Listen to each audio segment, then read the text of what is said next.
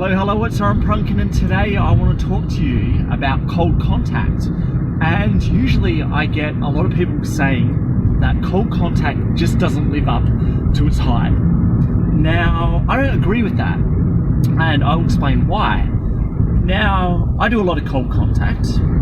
You all do a lot of cold contact, but the reason why the stuff I do works and stuff that you do doesn't work is because you're not treating cold contact as the same as everything else. And what I mean by that is that someone that you've never met before is obviously cold to you. And regardless of how you are creating awareness for your brand, that person, before they get in contact with your brand, is still cold to you.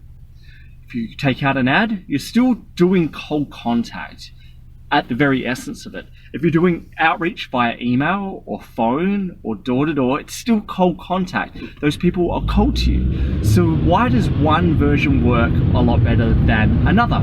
In most cases. And it usually comes down to this.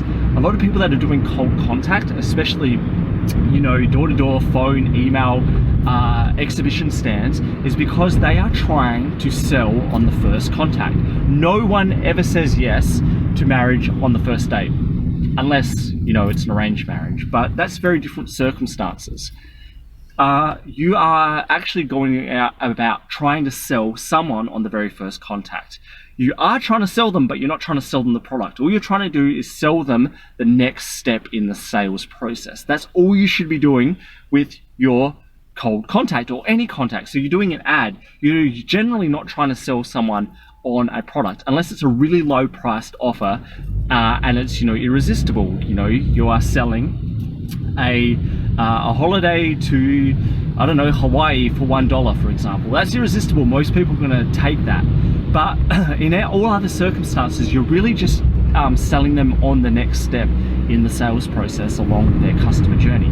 So if you're doing cold contact, I suspect the reason why you're not having success and it's not living quote unquote up to the hype is that you're trying to pitch someone your product, service, or solution on that very first contact. Now, what does this practically look like in reality? And what you should be doing, and this is the stuff I do, is I follow people, I subscribe people, I friend them on social networks, I buy their stuff, I reach out to them and send them articles in their industry that they would be interested in. All of these types of things so they get to know who I am. And obviously the next step is they're gonna like me if I'm buying their products. Someone bought my product, they're gonna like me. Someone sent me a article that's really relevant to their business. They're gonna start to like me. I'm going through all of this outreach by not even selling, not even doing a soft sell, by just getting them to know who I am and like me, and obviously trust me.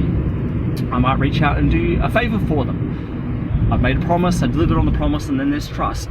Only at that stage should you really be then having a sales conversation around their needs and if they're qualified, and finding out all of that kind of stuff after you've gone through all of the other things. And that never ever happens on the first contact.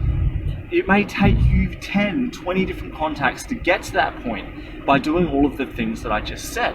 And then only then, if they're qualified and they've got a need and you think you can actually pitch them, you've built up all of that trust, they like you, they know you, then it's going to be far well received to hear a pitch from you.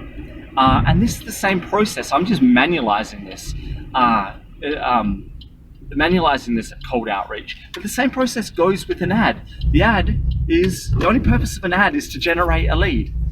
The only purpose for generating a lead is get them to like you and trust you. And once that happens, then you can pitch and ask for a sale. The process is exactly the same. One is reactive, ads are reactive, and the other is proactive. Outreach via email, via messenger, via phone, via door-to-door, and so on. That's all proactive outreach. Same process applies regardless of which one you choose, the proactiveness or the reactiveness, or which specific channel you're actually using. Doesn't matter. And that's why you're not having the success, and that's why you think it's overrated. It's not. It's the same process. So I want you to go about thinking, about thinking how you do any outreach. It doesn't matter. You don't need to lump it into being cold outreach.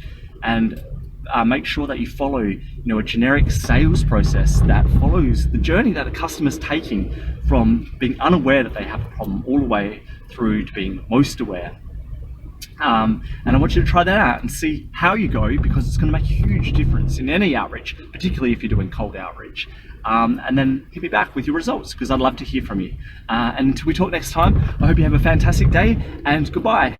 Thanks for listening, and if you like what was on here and want more, please go to orenprunken.com.